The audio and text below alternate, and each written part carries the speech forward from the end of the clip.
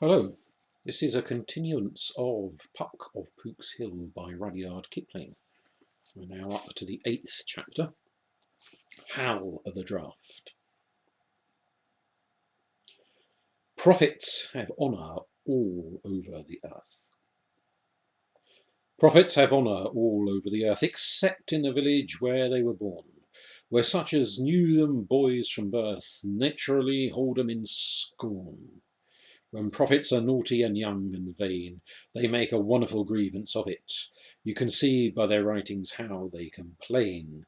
But oh, 'tis wonderful good for the prophet.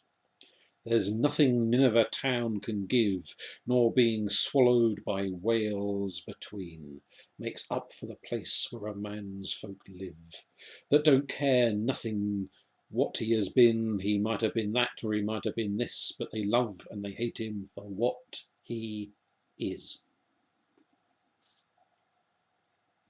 Howl of the Draft. A rainy afternoon drove Dan and Una over to play pirates in the little mill. If you don't mind rats on the rafters and oats in your shoes, the mill attic, with its trapdoors and inscriptions on beams about floods and sweethearts, is a splendid place. It is lighted by a foot-square window called Duck Window, that looks across to the little Lindens farm and the spot where Jack Cade was killed. When they had climbed the attic ladder, they called it the mainmast tree, out of the ballad of Sir Andrew Barton, and Dan swarved it with might and main, as the ballad says. They saw a man sitting on Duck Window sill. He was dressed in a plum-coloured doublet and tight plum-coloured hose, and he drew busily in a red-edged book. "Sit ye," Puck cried from a rafter overhead. "See what it is to be beautiful. Sir Harry Dower, pardon, Hal, says I am the very image of the head for a gargoyle." The man laughed and raised his dark velvet cap to the children, and his grizzled hair bristled out in a stormy fringe. He was old, 40 at least. But his eyes were young, with funny little wrinkles all round them.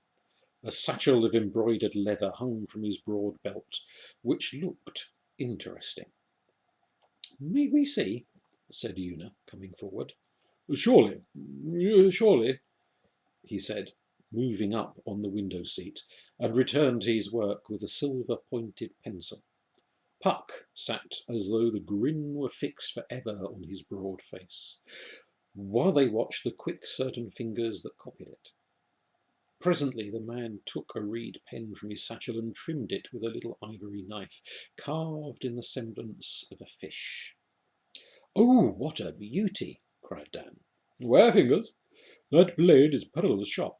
I made it myself of the best low-country crossbow steel. And so too this fish. When his back fin travels to his tail, so, he swallows up the blade, even as the whale swallowed Gaffer Jonah. Yes, and that is my inkhorn. I made the 4 silver saints round it. Press Barnabas's head. It opens, and then—" He dipped the trim pen, and with careful boldness, began to put in the essential lines of Puck's rugged face, that had been but faintly revealed by the silver point. The children gasped, for it fairly leaped from the page. As he worked, and the rain fell on the tiles, he talked, now clearly, now muttering, now breaking off to frown or smile at his work. He told them he was born at Little Linden's farm, and his father used to beat him for drawing things instead of doing things, till an old priest called Father Roger, who drew illuminated letters in rich people's books, coaxed the parents to let him take the boy as a sort of painter's apprentice. Then he went with Father Roger to Oxford, where he cleaned plates and carried cloaks and shoes for the scholars of a college called Merton. "Didn't you hate that?" said Dan, after a great many other questions. "I never thought on't. Half Oxford was building new colleges or beautifying the old. and she had called to her aid the master craftsmen of all Christendom, kings in their trade and honoured of kings. I knew them, I worked for them, that was enough. No wonder. He stopped and laughed. You became a great man, hey Hal, said Buck. They said so, Robin. Even Bramante said so. Why, what did you do? Dan asked. The artist looked at him queerly. Things in stone and such, up and down England. You would not have heard of them. To come nearer home, I rebuilded this little St. Barnabas church of ours. It cost me more trouble and sorrow than aught I've touched in my life. But 'twas a sound lesson. Said Dan. We had lessons this morning. I'll not afflict ye, lad, said Hal, while Puck roared. Only 'tis strange to think how that little church was rebuilt, re-roofed, and made glorious, thanks to some few godly Sussex ironmasters, a Bristow sailor lad, a proud ass called Hal the Draft, because, do you see, he was always drawing and drafting, and he dragged the word slowly, and a Scotch, a pirate. Pirate, said Dan. He wriggled like a hooked fish. Even that Andrew Barton you were singing of on the stair just now. He dipped again in the inkwell and held his breath over a sweeping line as though he had forgotten everything else. Pirates don't build churches, do they? Said Dan. Or do they? They help mightily, Hal laughed. But you were at your lessons this morning, Jack Scholar. Oh, pirates aren't lessons. It was only Bruce and his silly old spider, said Una. Why did Sir Andrew Barton help you? I question if he ever knew it, said Hal, twinkling. Robin, how a mischief's name am I to tell these innocents what comes of sinful pride? Oh, we know all about that, said Una pertly. If you get too beany, that's cheeky, you get sat upon, of course. Hal considered a moment, pen in air, and Puck said some long words. Ah, that was my case too, he cried. A beanie, as you say, but certainly I did not conduct myself well. I was proud of such things as porches, a Galilee porch at Lincoln for choice, proud of one of Torrigiano's arm on my shoulder, proud of my knighthood when I made the gilt scroll work for the sovereign, our kingship. But Father Roger, sitting in Merton Library, he did not forget me. At the top of my pride, when I, and no other, should have builded the porch at Lincoln, he laid it on me with a terrible forefinger to go back to my Sussex clays and rebuild at my own charges my own church, where us Dawes have been buried for 6 generations. Out, son of my art, he said. Fight the devil at home, ere you call yourself a man and a craftsman. And I quaked, and I went. How's yon Robin? He flourished the finished sketch before Puck. Me past peradventure, said Puck, smirking like a man at a mirror. Ah, see, the rain has took off. I ain't housen in daylight. Whoop, whoop, holiday, cried Hal, leaping up. Who's for my little lindens? We can talk there. They tumbled downstairs and turned past the dripping willows by the Sunny Mill Dam. A body of me, said Hal, staring at the hop garden where the hops were ready to blossom.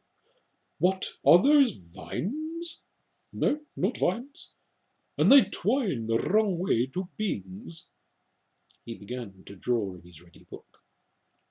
Hops, no since your day, said Puck. They're an herb of Mars, and their flowers dried flavour ale. We say turkeys, heresy, hops and beer came into England all in one year.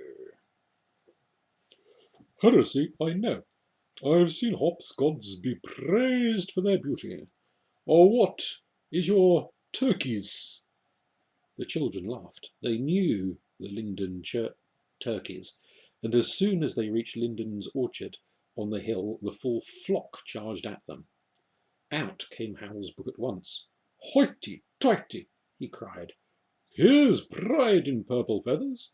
Here's wrathy contempt in the pomps of the flesh.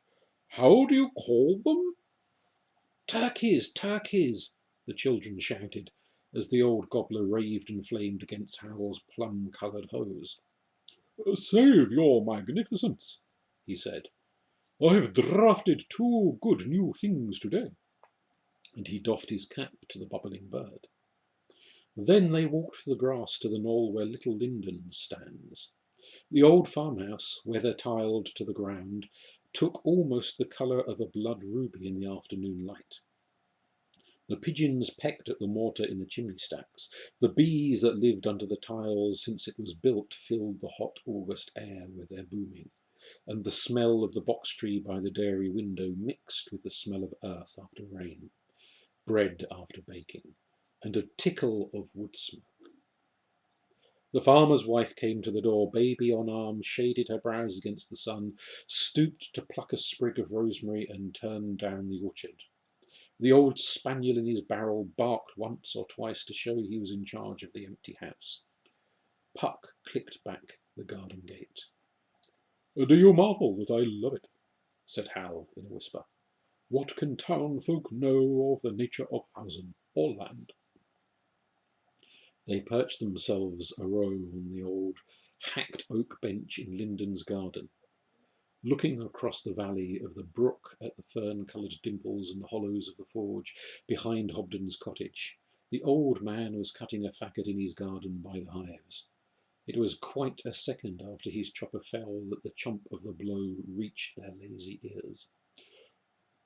"Eh, yes," said Hal. "I mind where that old gaffer stands was Nether Forge, Master John Collins' foundry.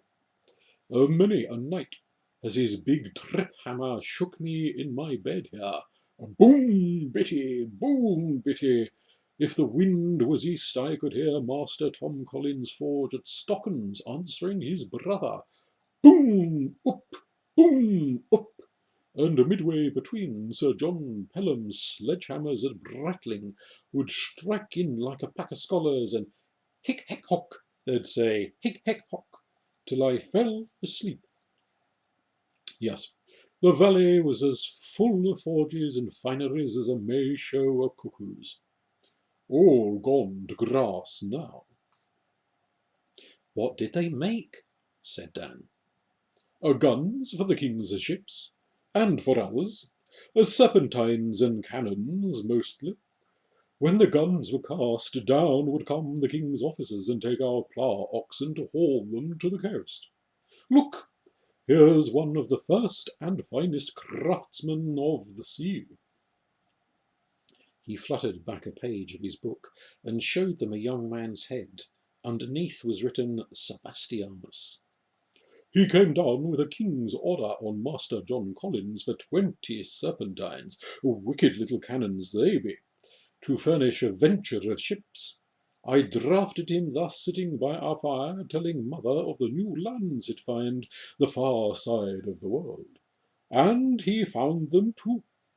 There's a nose to cleave through unknown seas. Cabot was his name, a Bristol lad, half a foreigner. I set to heap by him. He helped me to my church building." "I thought that was Sir Andrew Barton," said Dan. "Eh, but foundations before roofs," Hal answered. "Sebastian first put me the way of it. I had come down here not to serve God as a craftsman should, but to show my people how great a craftsman I was. They cared not. and it served me right. One split straw for my craft or my greatness. What a murrain call had I, they said, to mell with old St. Barnabas. Ruinous the church had been since the Black Death, and ruinous she should remain. And I could hang myself in my new scaffold ropes. Gentle and simple, high and low, the Hays, the Fowles, the Fanners, the Collinses, they were all in a tale against me. Only Sir John Pelham up yonder at Brightling bade me heart up and go on. Yet how could I? Did I ask Master Collins for his timber tug to haul beams? The oxen had gone to Lewes after lime. Did he promise me a set of iron cramps or ties for the roof? They never came to hand, or else they were sporty or cracked. So with everything. Nothing said but not done, except I stood by them, and then done amiss. I thought the countryside was fair bewitched. It was, surely, said Puck, knees under his chin. Did you never suspect anyone? Not till Sebastian came for his guns. And John Collins played him the same dogged tricks as he had played me with my ironwork. Week in, week out, 2 of 3 serpentines would be flawed in the casting, and only fit, they said, to be remelted. And then John Collins would shake his head and vow he could pass no cannon for the king's service that were not perfect. Saints, how Sebastian stormed! I know, for we sat on this bench sharing our sorrows intercommon. When Sebastian had fumed away 6 weeks at Linden's and gotten just 6 serpentines, Doug Brenzit, master of the Signet Hoy, sends me his words that the block of stone he was fetching me from France for our new font he had hove overboard to lighten his ship. Oh, chased by Andrew Barton up to Rye Port. Ah, the pirate, said Dan.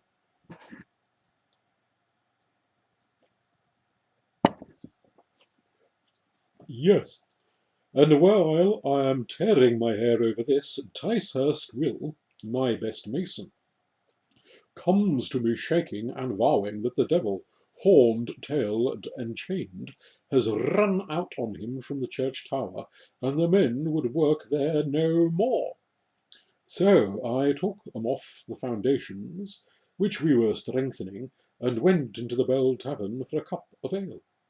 Says Master John Collins, "Have it your own way, lad, but if I was you, I'd take the signification of the sign and leave old Barnabas Church alone." And they all wagged their sinful heads and agreed, less afraid of the devil than of me, as I saw later. When I brought my sweet news to Linden's, Sebastian was lime-washing the kitchen beams for mother. He loved her like a son. "Cheer up, lad," he says. "God's where he was, only you and I chance to be pure pute asses. We've been tricked, Hal, and more shame to me, a sailor, that I did not guess it before. You must leave your belfry alone, forsooth, because the devil is adrift there, and I cannot get my serpentines because John Collins cannot cast them right. Meantime, Andrew Barton hawks off the port of Rye. And why? To take those very serpentines which poor Capet must whistle for. The said serpentines, I'll wager my share of my new continents, being now hid away in St. Barnabas's church tower, clear as the Irish coast at noonday. They'd sure never dare do it, I said. And for another thing, selling cannon to the king's enemies is black treason, hanging and fine. It is sure large profit. Men'll dare any gallows for that. I have been a traitor myself, says he. We must be upsides with them for the honour of Bristol. Then he hatched a plot, sitting on the lime-washed bucket. We gave out to ride the Tuesday to London, and made a show of taking farewells of our friends, especially of Master John Collins. But at Wadhurst Woods we turned, rode home to the water meadows, hid our horses in a willow tot at the foot of the glebe, and came, night, stole a tiptoe uphill to Barnabas's church again, a thick mist and a moon striking through. I had no sooner locked the tower door behind us than over goes Sebastian, full length in the dark. "Pest!" he says. "Step high and feel low, Hal. I've stumbled over guns before." I groped, and one by one the tower was pitchy dark. I counted the lither barrels of 20 serpentines laid out on pease straw. No conceal at all. "There's 2 demi-cannons my end," says Sebastian, slapping metals. "They'll be here for Andrew Barton's lower deck. Honest John Collins. Oh, so this is his warehouse, his arsenal, his armoury. Now see you why your pokings and pryings have raised the devil in Sussex. You've hindered John's lawful trade for months." And he laughed where he lay. A clay-cold tower is no fireside at midnight. So we climbed the belfry stairs, and there Sebastian trips over a cowhide with its horns and tail. "Aha! Your devil has left his doublet. Does it become me, Hal?" He draws it on and capers in the slits of window moonlight, wonderful devilish-like. Then he sits on the stairs, rapping with his tail on a board, and his back aspect was dreader than his front, and a howlet lit in, and screeched at the horns of him. "If you'd keep out the devil, shut the door," he whispered. "And there's another false proverb, Hal, for I can hear your tower door opening." I locked it. "Who a plague has another key then?" I said. "All the congregation, to judge by their feet," he says, and peers into the blackness. Still, Hal. Hear 'em grunt. That's more o' my serpentines, I'll be bound. 1, 2, 3, 4, they bear in. Faith, Andrew equips himself like an admiral. 24 serpentines and all. As if it had been an echo, we heard John Collins' voice come all up hollow. 24 serpentines and 2 demi-cannons. That's the full tally for Sir Andrew Barton. "Courtesy costs naught," whispers Sebastian. "Shall I drop my dagger on his head?" They go over to Rye on Thursday in the wool wains, hid under the wool packs. Dirk Brenzit means them at Adamore. As before, said John. "Lord, what a worn, hand-smooth trade it is," said Sebastian. "I lay we are the sole 2 babes in the village that have not our lawful share in the venture." There was a full score folk below, talking like old Robertsbridge market. We counted them by voice. Master John Collins pipes. The guns for the French carrack must lie here next month. Will, when does your young fool, me, so to please, come back from Lunnon? No odds, I heard Ticehurst will answer.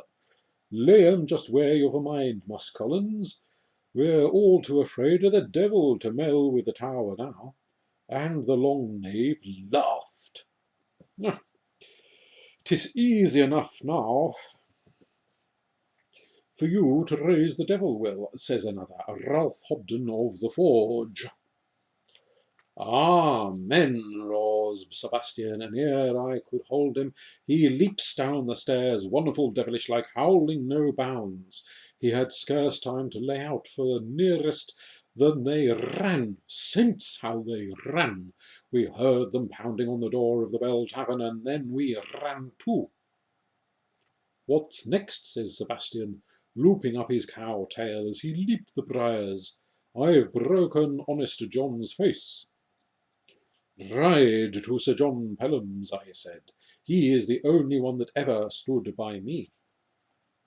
We rode to Bretlingsea, and past Sir John's lodges, where the keepers would have shot us for deer stealers, and we had Sir John down into his justice's chair, and when we told him our tale and showed him the cowhide which Sebastian wore still girt about him, he laughed till the tears ran.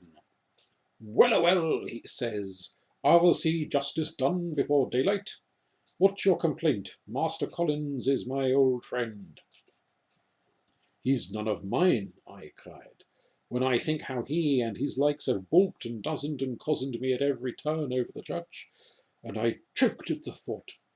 Ah, but ye see now they needed it for another use, says he smoothly. So they did, my serpentines, cries Sebastian. I should be half across the Western Ocean by now if my guns had been ready, but they're sold to a Scotch pirate by your old friend.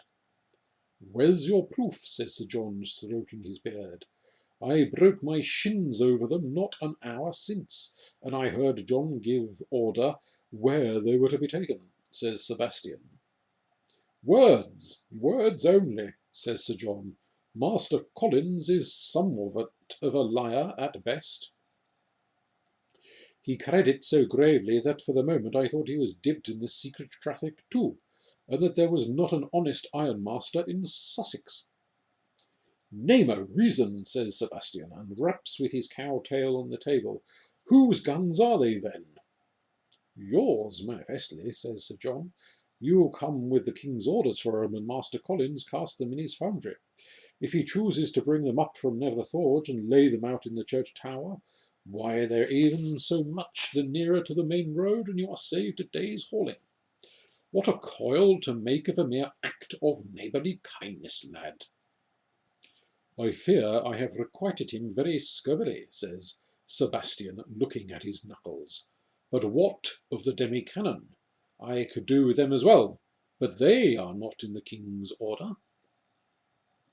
Kindness, loving kindness, says Sir John, questionless in his zeal for the king and his love for you.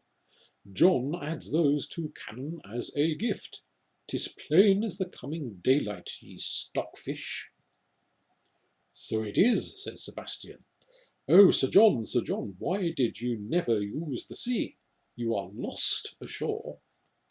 And he looked on him with great love. I do my best in my station. Sir John strokes his beard again, and rolls forth his deep drumming justice's voice thus. But suffer me, you 2 lads, on some midnight frolic into which I probe not, roistering around the tavern, surprise Master Collins at his, he thinks for a moment, at his good deeds done by stealth. Ye surprise him, I say, cruelly. Truth, Sir John, if you had seen him run, says Sebastian.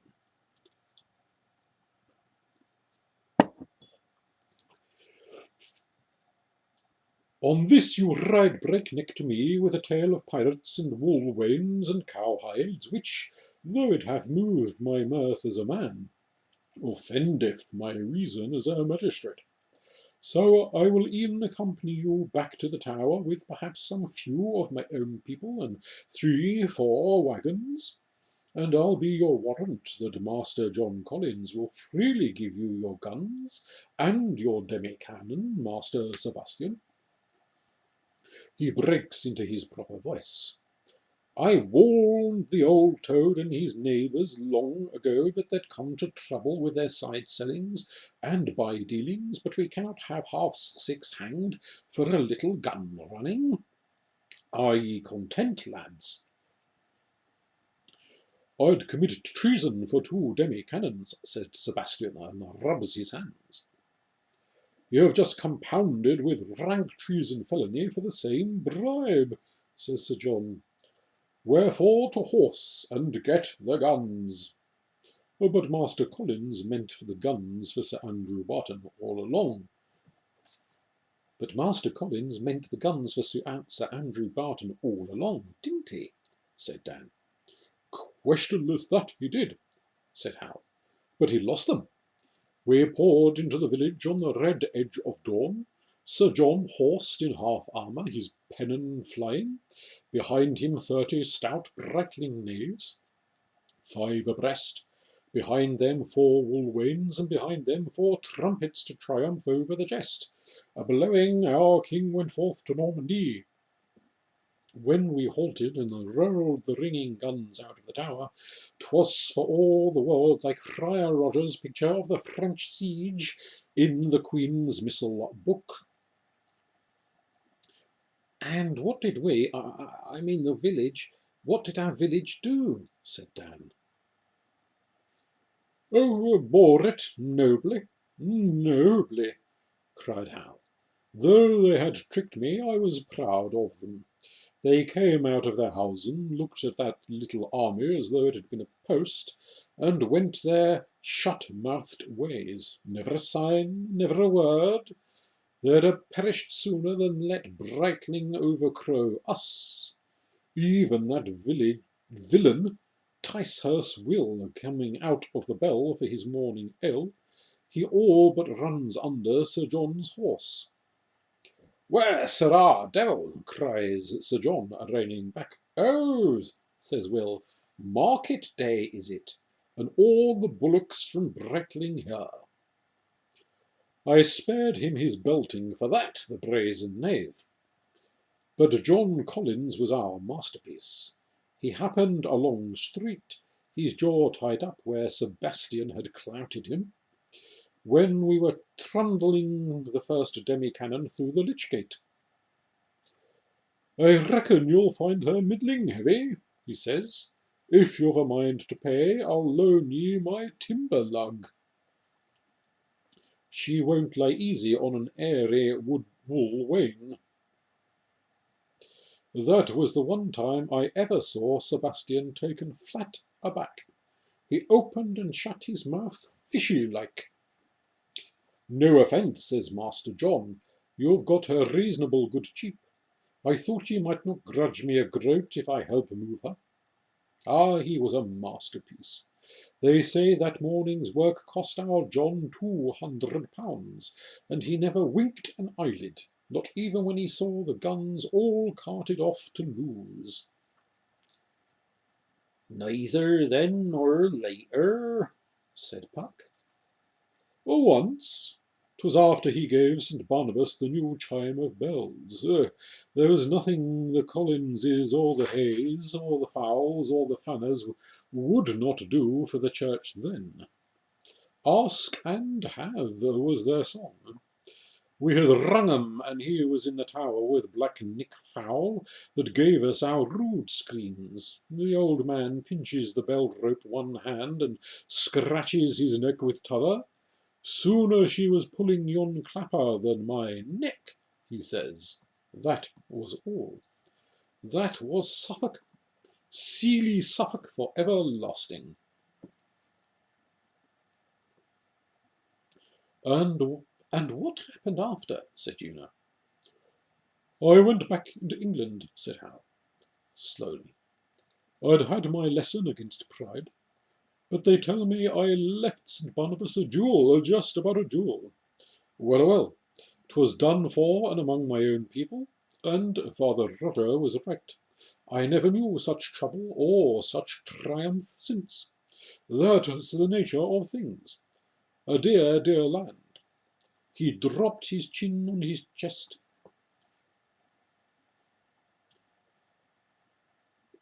There's your father at the forge. What's he talking to old Abden about? Said Puck, opening his hand with 3 leaves in it. Dan looked towards the cottage. Oh, I know.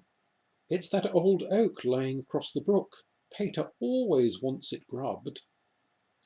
In the still valley they could hear old Hobden's deep tones. Have it as you've a mind to, he was saying.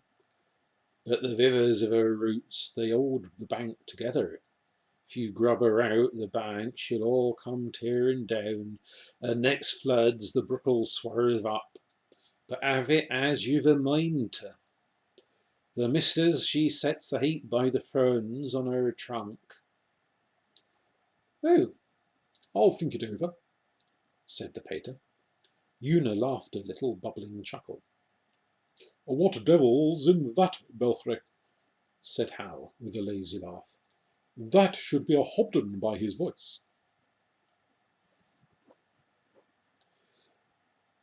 Why, the oak is the regular bridge for all the rabbits between the 3 acre and our meadow. The best place for wires on the farm, Hobden says. He's got 2 there now, Una answered. He won't ever let it be grubbed up. Ah, Sussex, silly Sussex for everlasting, murmured Hal, and the next moment their father's voice, calling across to little Lindens, broke the spell as little Barnabas's clock struck 5.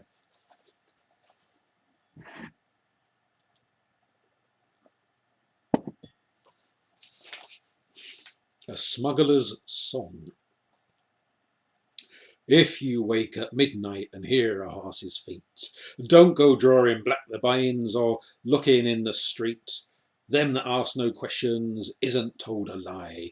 Watch the wall, my darling, when the gentlemen go by. 25 ponies trotting through the dark. Brandy for the parson, baccy for the clerk. Laces for a lady, letters for a spy. And watch the wall, my darling, while the gentlemen go by. Running round the woodlump if you chance to find little barrels roped and tarred, all full of brandy wine. Don't you shout to come and look, nor take 'em for your play. Put the brushwood back again, and they'll be gone next day. If you see the stable yard setting open wide, if you see a tired horse laying down inside, if your mother mends a coat cut about and tore, if the lining's wet and warm, don't you ask no more. If you meet King George's men dressed in blue and red, you be careful what you say and mindful what is said. If they call you pretty maid and chuck you neath the chin, don't you tell where no one is, nor yet where no one's been. Knocks and footsteps round the house, whistles after dark. You've no call for running out till the horse dogs bark. Trust his ear and pinches there, and see how dumb they lie. They don't fret to follow when the gentlemen go by. If you do as you've been told, likely there's a chance you'll be given a dainty doll all the way from France, with a cup of Valencians and a velvet hood, a present from the gentleman along o' being good. 25 ponies trotting through the dark, brandy for the parson, baccy for the clerk. Them that ask no questions isn't told a lie. Watch the wall, my darling, while the gentlemen go by.